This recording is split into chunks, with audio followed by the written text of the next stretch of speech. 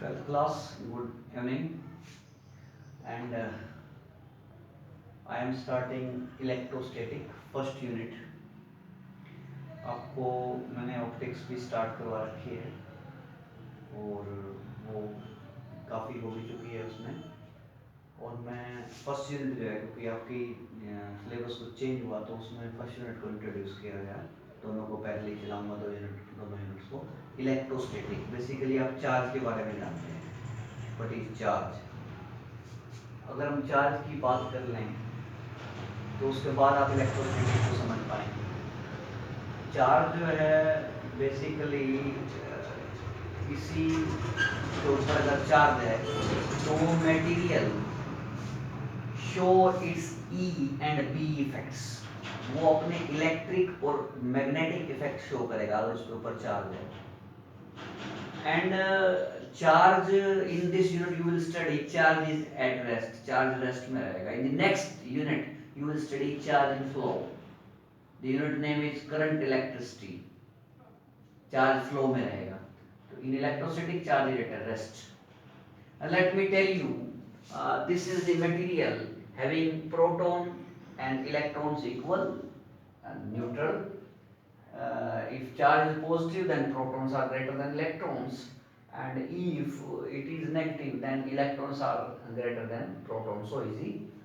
And it's very early, in our very early classes you have already studied the like charges, positive repel, and unlike charges, positive attract, negative repel. Like repel and unlike attract, this is one thing. And I want to say you, if a body is charged, suppose this is charged and this body is uncharged, and this charged body may attract this body, ऐसा हो सकता है because of induction होता है, आप आगे study करेंगे। तो एक अनचार्ज बॉडी को चार्ज बॉडी अट्रैक्ट कर सकती है, और मेरे को टेस्ट करना हो कि ये दो बॉडी चार्ज है या नहीं, तो जब ये रिपेल करें तो डेफिनेटली दोनों चार्ज हैं। अट्रैक्ट करे तो एक हो सकती है, दूसरी नहीं भी हो सकती है, या दोनों अनलाइक हो तो ही अट्रैक्ट होगा। तो कह नहीं सकते हो कि दोनों बॉडी चार्ज है, but in case suppose this is charge, आपको इसका पता लगाना है ये चार्ज है या नहीं। अगर ये रिपेल हुई डेफिनेटली चार्ज होगा, अट्रैक्ट हुई तो चार्ज हो भी सकती है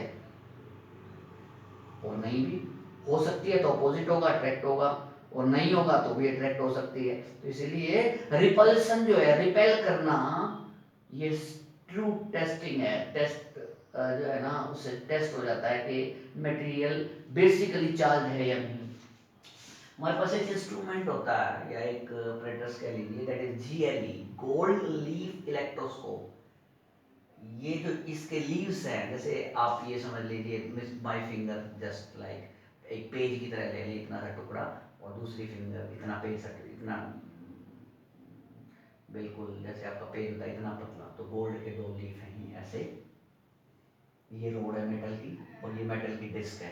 कोई बॉडी चार्ज है तो आप इस मेटल की डिस्क के साथ ऐसे टच करेंगे, चार्ज नीचे आएगा, इन लीव्स पे आएगा, और लीव्स क्या होंगे, जैसे पॉजिटिव आया तो लीव्स डाइवर्ज हो जाएंगे, फैल जाएंगे।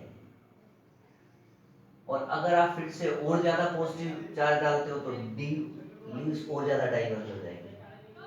पहले आपने पॉजिटिव टच किया, बाद में नेगेटिव टच किया, तो चार्ज कम हो जाएगा अपोजिट, तो वो कन्वर्ज हो जाएगा। तो diverging and converging.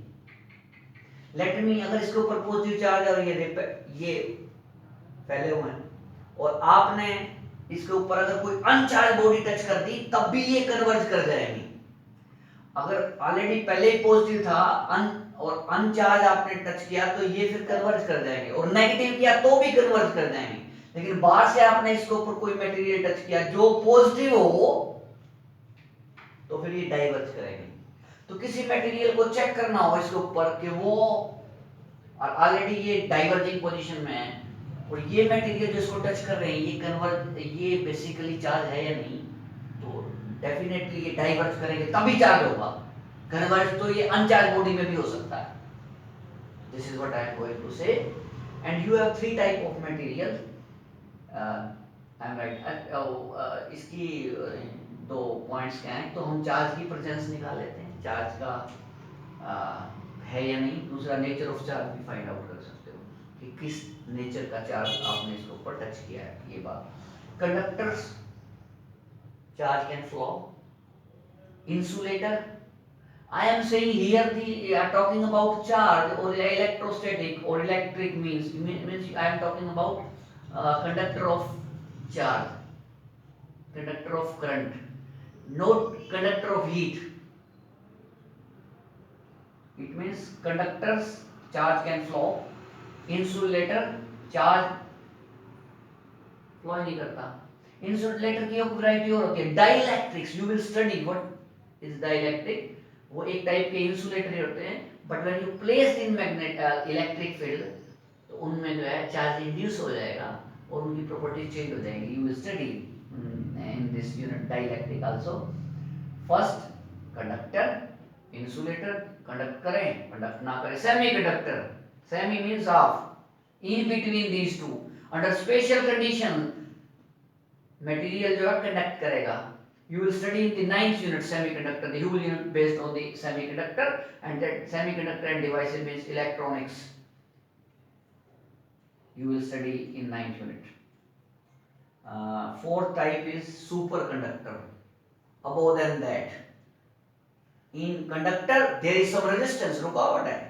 In insulator रुकावट ज्यादा है। In semiconductor in between, वो रेजिस्टेंस इन दोनों के बीच में। But super conductor resistance free, कोई रुकावट नहीं, चार्ज के फ्लो में किसी प्रकार की कोई बाधा नहीं, no resistance at all. This is what I am saying. Now the electronic theory, anybody is having charge or not, आपके पास एक मटेरियल उस पर चार्ज है या नहीं। Suppose first I am talking about work function. What is work function? Means every material made up of electrons. Suppose this is the body. If I have another body and rubbing these two, I am doing work, and the work required to remove the outermost electron from the, क्योंकि आपको पता है nucleus है, shells हैं, orbits हैं, बाहर का electron है वही निकलेगा। You have to do work, you have to supply energy in the form of heat, in the form of current, or whether you are doing friction, rubbing. Means work function क्या है? It is the energy required to remove the outermost electron. सोच करो आपके पास ये A object है, ये B object है, इसका वर्क फंक्शन ज्यादा है, इसका कम है, B ऑब्जेक्ट का कम है, A का ज्यादा है, आपने रखना शुरू कर दिया। A का तो है ही ज्यादा, इसमें तो निकलेगा ही नहीं, B का वर्क फंक्शन कम है तो इजीली इलेक्ट्रॉन छोड़ देगा और इलेक्ट्रॉन इसमें आ जाएगा A में, तो A के ऊपर नेगेटिव आ गया, B के ऊपर पॉजिटिव। तो what I am saying here that कि A का वर्क फंक्शन अगर ज्यादा हो और B का कम हो तो B इजीली इलेक्ट्रॉन छोड़ेगा, इसके पास नेगेटिव आ जाएगा, इसके ऊपर पॉजिटिव। So simple. तो चार्जेस कैसे आ जाते हैं मटेरियल के ऊपर? That's why I am, that is what I am talking with you. Now the method of charging, suppose this material you have, how you can charge this one? 3 ways. Electrification, these are two metals, metal ball, this is also metal ball, and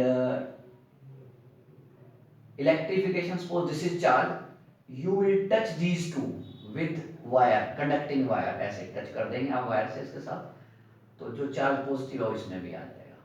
और electrification में इन दोनों का metal होना जरूरी है, conductor होना जरूरी है, that's what I am saying. In friction, rubbing, rubbing से आप ऐसा कर सकते हो। Remember in rubbing these two rubbed material A and B, ये इंसुलेटर होने चाहिए। क्या होना चाहिए? इंसुलेटर। आप बैलून ले लो, बैलून बालों से रगड़े आप, बैलून आपका बॉल से कोई दीवार उस पर चिपक जाएगा, तो आप जो है वो जो friction, by friction you can do, and both are insulator. And in induction process, suppose this is charged body, this is uncharged body, I am giving my lecture and I am suppose motivating you, it means I am, and this is my induction, what I am going to do with you, ये induction है, no touching you, बस अपनी बातों से मैं आप में induce कर रहा हूँ। तो व्हाट इज दिस?